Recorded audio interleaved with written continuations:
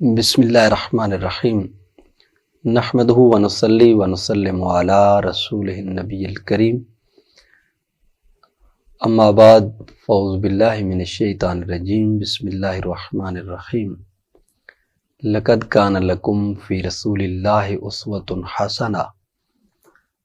صدق اللہ العظیم وصدق رسولہ النبی الکریم الامین۔ قال اللہ تبارک و تعالی فی شان حبیبہ و محبوبہ مخبرا و امرا ان اللہ و ملائکتہ یصلون علی النبی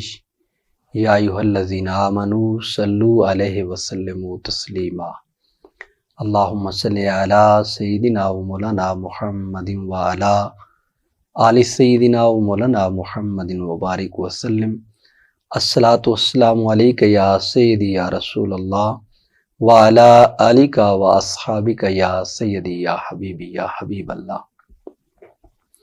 رب اشرح لی صدری ویسر لی امری واحلل عقدۃ من لسانی یفقہوا قولی رب یسر ولا تعسر وتمم بالخیر وبک نستعین بطفیل سید الانبیاء والمرسلین۔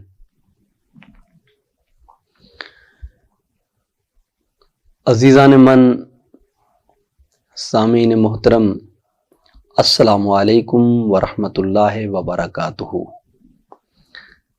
اللہ رب العزت کا لاکھ لاکھ شکر ہے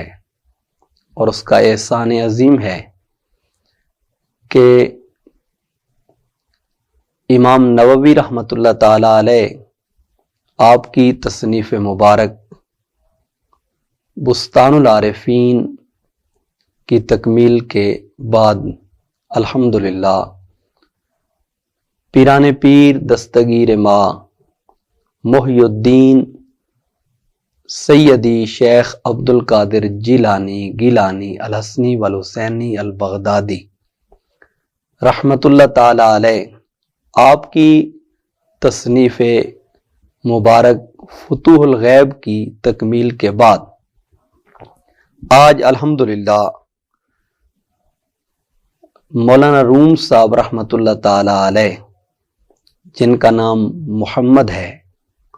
اور ان کے والد کا نام بھی محمد ہے اور ان کے دادا جان کا نام بھی محمد ہے رحمۃ اللہ تعالی علیہ، آپ کی شاہکار تصنیف مثنوی شریف جو فی الحقیقت معنوی ہے، جس میں حقیقت پائی جاتی ہے اور حقائق سے آپ نے پردہ اٹھایا، اس کی شروعات کی جا رہی ہیں۔ اللہ رب العزت کی حمد و ثنا کے ساتھ درود لامحدود آخر الزمان نبی حضور رسالت مآب صلی اللہ علیہ وآلہ وسلم آپ کی ذات اقدس اور آپ کی ذات گرامی پر، جن کی نگاہ کرم کی بدولت اور جن کی نظر عنایت کی بدولت اللہ رب العزت نے یہ توفیق بخشی اور آپ کے توسل اور تصدق سے یہ شرف خاص نصیب ہونے جا رہا ہے۔ یہاں پر بطور خاص ذکر کرنا چاہوں گا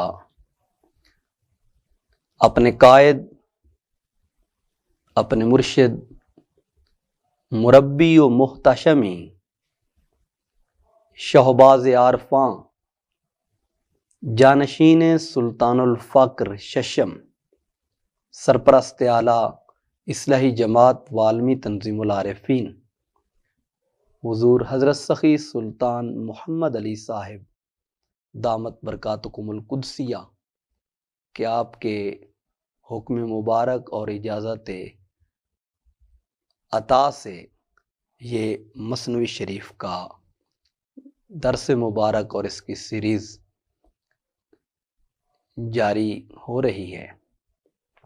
اور اس میں بطور خاص جو رہنمائی بخشی اور خصوصی توجہ عنایت اور خصوصی نگاہ کرم فرمائی چیئرمین مسلم انسٹیٹیوٹ،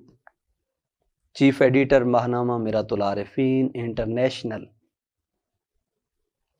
دیوان آف جوناگڑھ اسٹیٹ، عالمی مبلغ اسلام، قائد ما مرشد ما حضرت صاحبزادہ سخی سلطان احمد علی صاحب دامت برکاتکم القدسیہ، جو قدم قدم پہ رہنمائی بھی عطا فرماتے ہیں اور این سعادت بزور بازو نیست، اس کے ضمن میں جو ہر موڑ پر، ہر میدان میں، ہر مقام پر اپنی خاص توجہ اور اپنی خاص شفقت اور اپنی خاص نگاہ کرم سے نوازتے رہتے ہیں، تو اس احسان عظیم کا شکرانہ ادا تو نہیں ہو سکتا، لیکن جو اس کی توفیق اور عطا سے نصیب ہونے جا رہا ہے، اس پر اس کا لاکھ لاکھ شکر اور لاکھ لاکھ تعریف اور مدح سرائی۔ مولانا روم صاحب رحمۃ اللہ علیہ کے حوالے سے اگر بات کی جائے اور مثنوی شریف کے حوالے سے بات کی جائے تو حقیقت حال یہ ہے کہ اس کے لیے ایک دفتر، دو دفتر، یا ایک لیکچر، دو لیکچر، یا ایک نشست اور دو نشستیں اور 4، 8، 10 نشستیں اور درجنوں نشستیں یہ ناکافی ہیں۔ اختصار سے اگر عرض کریں تو مولانا روم صاحب رحمۃ اللہ تعالی علیہ جو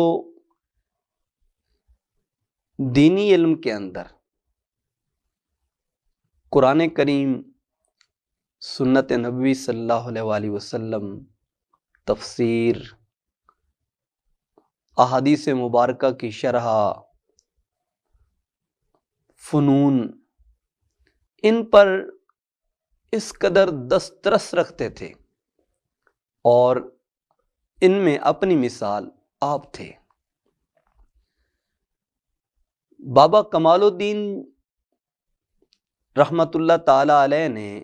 حضرت شاہ شمس تبریز کو بطور خاص کونیا کی جانب اور روم کی جانب روانہ کیوں کیا؟ آخر مولانا روم صاحب رحمت اللہ علیہ کے پاس جو کتب سیرت ہیں اور جو آپ کی سوانے پہ کتابیں موجود ہیں، ان کے اندر موجود ہے کہ مولانا روم صاحب رحمت اللہ علیہ کی طرف حضرت شاہ شمس تبریز رحمت اللہ علیہ کو آپ کے شیخ نے بھیجا تھا کہ ایک وہاں پہ بہت اہمیت کی حامل شخصیت موجود ہیں جن کے سینے کے اندر سمندر موجزن ہے اور وہ ذوق کا، شوق کا، وجدان کا، عشق کا سمندر ٹھاٹھے مار رہا ہے، تو اس کو تھوڑی سی چنگاری لگائی جائے تاکہ وہ آگ بھڑکے اور اس سے 4 دانگ عالم کے اندر روشنی اور تنویر ہو۔ اور اس کو متعدد اہل سیر نے لکھا ہے، آپ کی سوانح عمری کے اندر موجود ہے کہ جب آپ کے والد گرامی حضرت بہاؤالدین ابن حسین بلخی رحمت اللہ تعالی علیہ آپ بلخ چھوڑ کے نیشا پور جاتے ہیں تو وہاں پر آپ سے ملنے کے لیے شیخ فرید الدین عطار رحمت اللہ علیہ آتے ہیں، اور شیخ فرید الدین عطار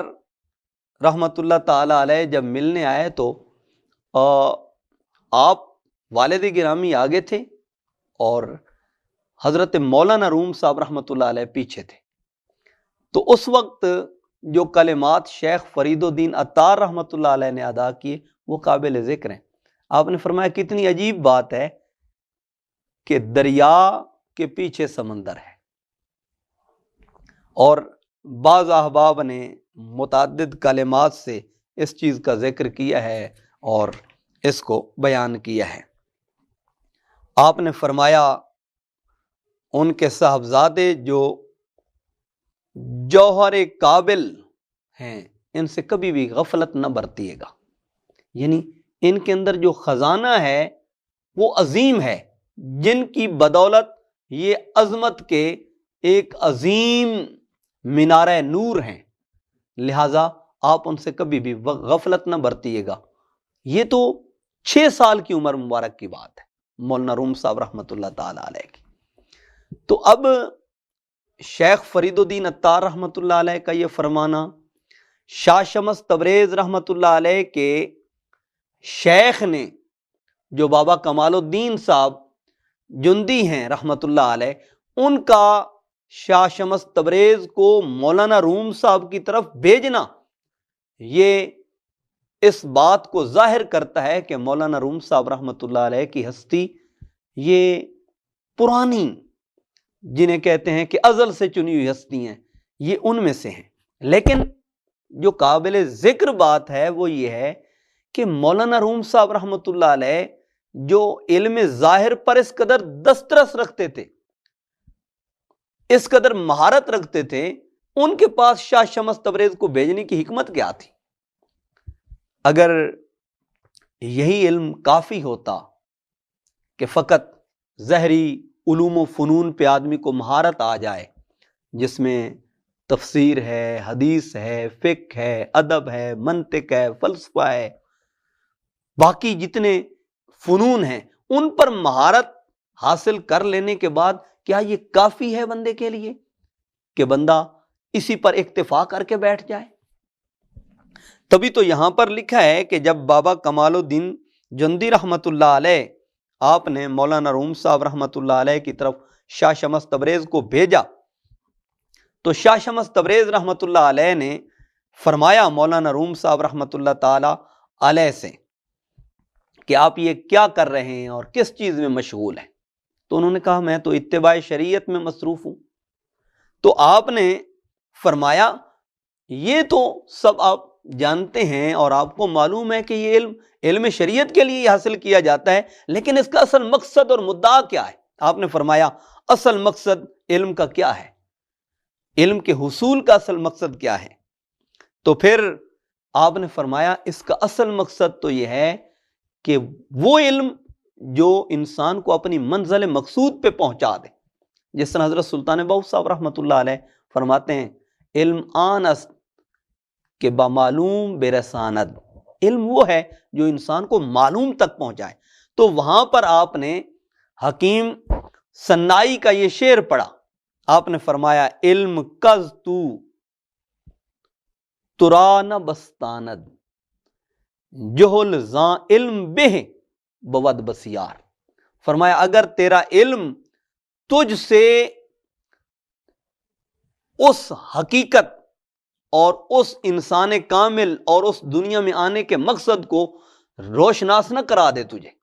تو فرمایا اس علم سے جہالت بہتر ہے۔ جہل زاں علم بہ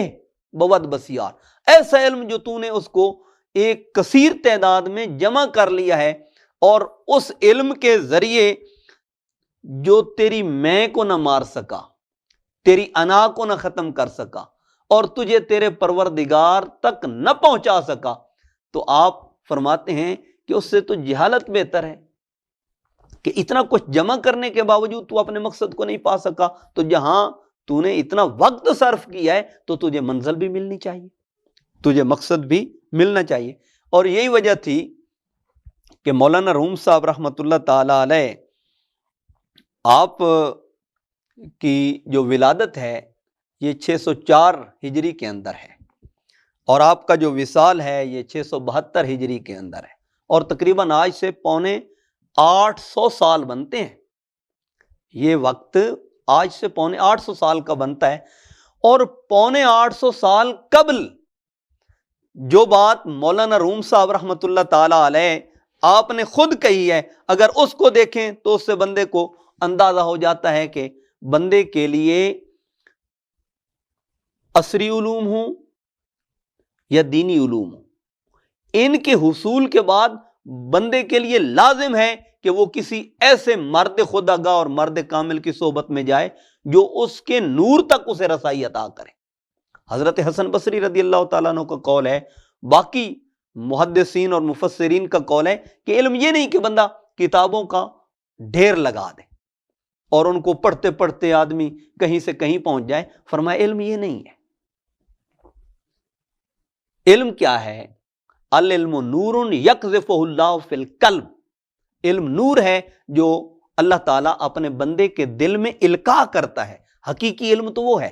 جس کے لیے علامہ شامی رحمۃ اللہ علیہ، جن کا ہم فتوے میں نام نہ ذکر کریں، علماء کرام، مفتیان کرام، تو ان کا فتویٰ مکمل نہیں ہوتا، اس کے فتوے کی تکمیل ہی نہیں ہوتی۔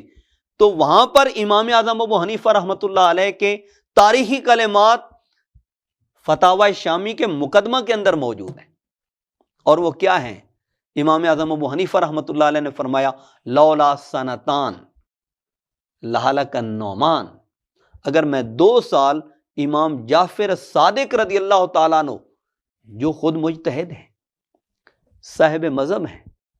خود تابعی رسول صلی اللہ علیہ وآلہ وسلم ہے، امام اعظم ابو حنیفہ رحمۃ اللہ تعالیٰ علیہ، کون نہیں جانتا امام اعظم ابو حنیفہ رحمۃ اللہ علیہ کو؟ 4 فقہ ہیں، فقہ حنفی ہے، مالکی ہے، اور فقہ حنبلی ہے، فقہ شافعی ہے۔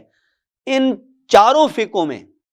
جس کو اللہ تعالیٰ نے مقبولیت عامہ عطا کی ہے وہ فقہ حنفی ہے، امام اعظم ابو حنیفہ رحمۃ اللہ علیہ۔ لیکن فقہ حنفی کے بانی ہیں،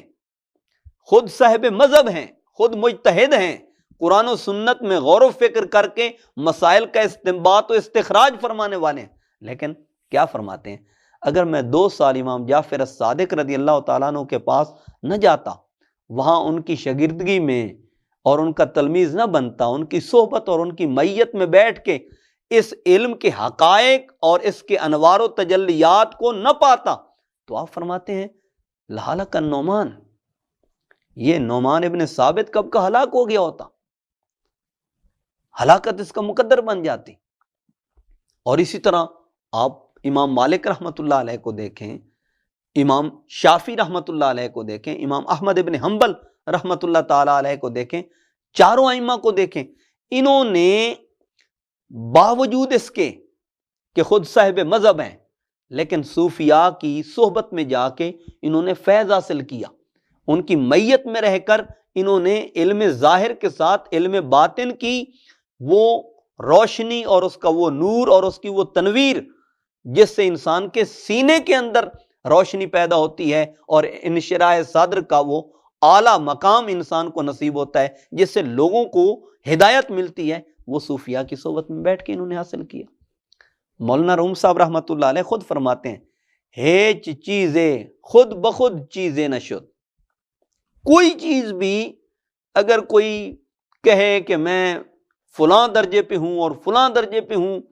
تو اس کے پیچھے چیک کرنا کہ وہ کس درجے پہ ہے اور کیوں ہے، اور اس کی بیسک وجہ اور اس کا بنیادی راز کیا ہے۔ آپ فرماتے ہیں ہیچ چیزیں خود بخود چیزیں نہ شد، ہیچ آہن خود بخود تیغے نہ شد، فرمایا کوئی چیز بھی از خود کوئی چیز نہیں بنتی، اور لوہا جتنا قیمتی ہو، جتنی بڑی کان سے نکلا ہو، تلوار نہیں بن سکتا جب تک کہ کسی لوہار کے ہاتھ میں یا کسی تلوار بنانے والے کے ہاتھ میں یا اس فن کے ماہر کے ہاتھ میں نہیں آتا۔ آپ جتنے بھی علوم ہیں آپ ان کو دیکھ لیں، منطق ہے، فلسفہ ہے، ادب ہے، میتھ ہے، فزکس ہے، کیمسٹری ہے، بایو ہے، صرف ہے، نحو ہے، ادب ہے، منطق ہے، فلسفہ، کوئی بھی آپ لے لیں، حدیث ہے، تفسیر، یعنی جب تک کہ آپ اس کے ماہر کے پاس جا کے اس کو نہیں لیتے، آپ اس درجہ کمال کو نہیں پہنچتے، آپ اس کے اندر مہارت تامہ کو حاصل نہیں کر سکتے۔ تو مولانا روم صاحب جو اپنی مثال آپ تھے، انہیں شاہ شمس تبریز کے پیچھے دوڑنے کی ضرورت کیوں پیش آئی؟ اور آپ کے یہ تاریخی کلمات ہیں، مولوی ہرگز نہ شد مولا روم، تا غلام شمس تبریزی نہ شد۔ آپ فرماتے ہیں مولوی جتنا بڑا بھی ہو، وہ مولانا روم صاحب اس وقت تک نہیں بن سکتا، اور روم کی صفات اس کے اندر اس وقت تک نہیں آ سکتی، اس کے باطن کی بیداری اس وقت تک نہیں ہو سکتی، اس کے سینے کی تنویر اس وقت تک نہیں ہو سکتی، اس کے اندر ذوق، شوق، وجدان، محبت، عشق، الفت، اخلاص، للہیت، رضائے الہی، خوشنودی رحمان، یہ اس وقت تک پیدا نہیں ہو سکتے تا غلام شمس تبریزی نہ شد، جب تک کہ وہ کسی شاہ شمس تبریز جیسے مرد کلندر اور مرد خود آگاہ کی میت اور صحبت کو اختیار نہیں کرتا۔ تو اس کے لیے لازم ہے کہ وہ کسی مرد کامل کی صحبت کو اختیار کرے۔ اور مولانا روم صاحب رحمۃ اللہ علیہ کا اس میں جو بنیادی ایک راز تھا، یہاں پہ مختلف اس کی یہاں واقعہ کے اعتبار سے اور ترجمانی کے اعتبار سے ذکر کیا گیا ہے کہ جب شاہ شمس تبریز رحمۃ اللہ علیہ پہنچے نا مولانا روم صاحب رحمۃ اللہ علیہ کے پاس، تو بعض نے لکھا ہے کہ آپ اپنی مسند پہ تشریف فرما تھے، اور بعض نے کہا ہے کہ آپ اپنے گھر میں طلباء کو درس دے رہے تھے، اور گھر کے اندر آپ نے پورا وہ ماحول بنایا ہوا تھا پڑھنے کا، پڑھانے کا، یا ادارہ تھا، اس کے اندر مولانا روم صاحب رحمۃ اللہ تعالی علیہ آپ پڑھا رہے تھے۔ جب شاہ شمس پہنچے نا تو آپ نے وہ کتابیں دیکھیں، اور وہ خطی اور قلمی نسخے تھے، وہ دیکھے تو آپ نے فرمایا یہ کیا ہے؟ تو مولانا روم صاحب رحمۃ اللہ علیہ، آپ چونکہ ابھی آغاز ہی نہیں ہوا تھا، ابھی تو وہ چنگاری لگی ہی نہیں تھی، تو آپ نے فرمایا تو نہ میدانی کی یہ چیز، آپ نہیں جانتے کہ یہ کیا ہے۔ تو اب یہاں دو طرح کی روایات ملتی ہیں۔ ایک روایت میں آتا ہے کہ وہاں مولانا روم صاحب رحمۃ اللہ علیہ کی کتب کی طرف شاہ شمس تبریز نے توجہ کی تو آگ لگ گئی، اور یہاں بعض نے لکھا ہے کہ آپ نے وہ کتب جو مولانا روم صاحب رحمۃ اللہ علیہ کی تھی، آپ نے جب پوچھا کہ عزیزم یہ چیز یہ کیا ہے، تو انہوں نے کہا کہ تو نہ میدانی کے یہ چیز، آپ نہیں جانتے کہ یہ کیا ہے۔ اٹھائیں کتابیں اور پوری کی پوری کتابیں اٹھا کے تالاب میں ڈال دی۔ کہا اگر آپ کو نہیں خبر تو میں آپ کو بتاتا ہوں، لیکن یہ بات ذہن میں رہے کہ مولانا روم صاحب کی وہ تمام کتابیں شاہ شمس تبریز نے پانی میں ڈال دی۔ لو جی، مولانا روم صاحب تو سر پکڑ کے بیٹھ گئے، بھائی میری زندگی کا سرمایہ، کیونکہ ان کا وہ علم کتابوں میں تھا، سینے میں، تو اس وقت تک اس کیفیت میں اترا ہی نہیں تھا، تو وہ سر پکڑ کے بیٹھ گئے، یہ کیا معاجرہ ہے، میری زندگی کا سرمایہ تھا وہ تو سب گیا، اب میں کہاں سے وہ نسخہ لاؤں گا، کہاں سے وہ حاشیہ لاؤں گا، کہاں سے وہ کتابیں لاؤں گا، میں نے تو اتنی عمر لگا کے ان کو جمع کیا تھا۔ تو مولانا روم صاحب رحمۃ اللہ علیہ جب پریشان ہوئے تو شاہ شمس تبریز رحمۃ اللہ علیہ آپ نے پریشانی کو دیکھا تو پھر حوض میں ہاتھ ڈالا، جو ہی حوض میں ہاتھ ڈالا تو کتاب نکالی جو صحیح سلامت ہے، اس کا ورق تک نہیں بھیگا ہوا، اور اس کتاب کو جھاڑا تو اس سے گرد نکلی۔ آپ نے فرمایا کہ تیرے علم میں کچھ گرد تھی، میں اس کو صاف کرنے کے لیے تالاب میں ڈال دیا۔ آپ نے بس اتنا کرنا تھا، آپ تو چل بسے، وہ کتابیں نکالیں اور مولانا روم صاحب کو دی، بھائی ہاں پڑھاؤ پڑھو۔ تو اب مولانا روم صاحب کیا کرتے اور کیا نہ کرتے، جب یہ کیفیت دیکھی تو آگے شاہ شمس تبریز اور پیچھے مولانا روم رحمۃ اللہ تعالی علیہ۔ پھر آپ نے ایک خاص توجہ کی، اور اس کا ایک پورا پروسیس تھا، آپ نے جب توجہ کی تو پھر مولانا روم صاحب رحمۃ اللہ تعالی علیہ جو ایک ادارے میں شہرت رکھتے تھے، اب شرق غرب شمال جنوب کائنات کا کوئی ایسا خطہ نہیں جہاں پر مولانا روم صاحب رحمۃ اللہ تعالی علیہ آپ کا شور اور آپ کا چرچا نہ ہو۔ آپ کی مثنوی نے چہار دانگ عالم کو اپنے اس سوز سے، اپنے گداز سے، اپنے فیض سے لوگوں کو شرف یاب کیا۔ یعنی ایون کہ عرب ہے، وہاں میں عربی بولی جاتی ہے، لیکن مولانا روم صاحب رحمۃ اللہ تعالی علیہ آپ کی مثنوی کے بغیر ان کی لائبریری بھی مکمل نہیں ہوتی۔ عجم ہے، آپ جانتے ہیں کہ یہاں پہ لوگ اب اگرچہ یہاں پہ درباری زبان پہلے فارسی تھی، اب وہ فارسی نہیں رہی، لیکن اگر کوئی کہے کہ میں علم کی روح تک پہنچنا چاہتا ہوں اور الفاظ کی حقیقت، اور مانوی کا مطلب بھی یہی ہے، روح حقیقت، اس تک پہنچنا چاہتا ہوں، تو اس پر لازم ہے کہ وہ مولانا روم صاحب رحمۃ اللہ علیہ کی مثنوی کو اپنے مطالعہ میں رکھے، پھر اس پر یہ بات واضح ہوگی۔ اور نچیز یہ سمجھتا ہے کہ آج ہماری شومی یہ قسمت ہے، بدقسمتی ہے کہ ہمارے اداروں میں مثنوی نہیں پڑھائی جاتی، شیخ فرید الدین عطار کا پندنامہ نہیں پڑھایا جاتا، شیخ فرید الدین عطار کا تذکرۃ الاولیاء نہیں پڑھایا جاتا،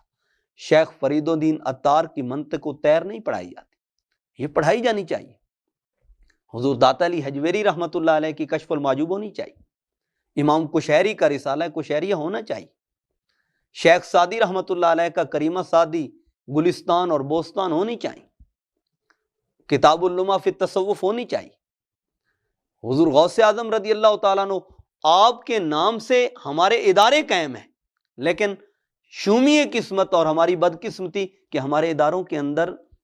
حضور غوث پاک رضی اللہ تعالیٰ عنہ کی کوئی ایک کتاب تک نہیں پڑھائی جاتی۔ تو یہ ہونے چاہیے، جب سے ہمارے مدارس سے یہ لٹریچر اور یہ نصاب اور یہ کتابیں ختم ہو گئیں اور یہ نصاب کو ختم کر دیا گیا، تو پھر وہ روح نکل گئی، جس کے نتیجے میں جو روشنی تھی، جو ہدایت تھی، جس کے اوپر فلاح کا، کامیابی اور نجات کا انحصار تھا، وہ آہستہ آہستہ اس کا رخ بدلتا گیا، اس کا نقطہ نظر بدلتا گیا۔ تو باطن کی تربیت کے لیے اور باطن کو درجہ کمال تک پہنچانے کے لیے یہ چیز لازم ہے کہ بندہ اپنا تعلق اور اپنا لنک اپنے خالق و مالک سے جوڑے اور آقا دو عالم صلی اللہ علیہ وآلہ وسلم سے منسلک کرے۔ علامہ اقبال صاحب مولانا روم صاحب کو اپنا مرشد مانتے ہیں، اور علامہ اقبال صاحب نے فرمایا، لوٹ جاہد نبی کی سمت رفتار جہاں،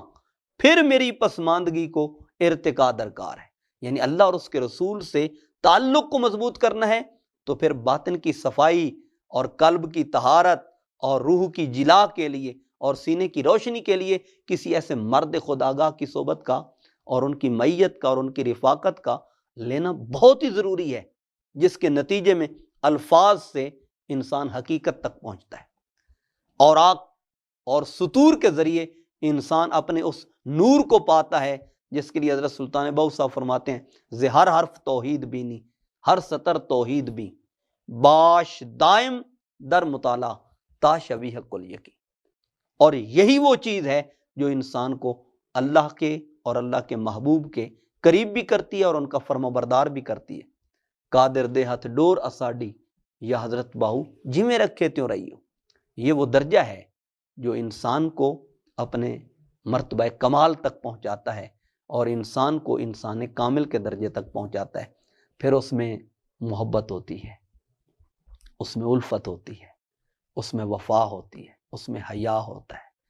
اس میں دوسروں کی قدر ہوتی ہے، اس میں اشک شوئی کا جذبہ ہوتا ہے، اس میں رواداری پائی جاتی ہے، اس میں اخوت پائی جاتی ہے، اس میں بھائی چارہ پایا جاتا ہے۔ پھر نفرت نہیں ہوتی، تعصب نہیں ہوتا، عدم برداشت نہیں ہوتی، عداوت نہیں ہوتی، دشمنی نہیں ہوتی۔ پھر یہی علم انسان کو انسان سے بھی جوڑتا ہے اور انسان کو رحمان سے بھی جوڑ دیتا ہے۔ وما توفیقی الا باللہ۔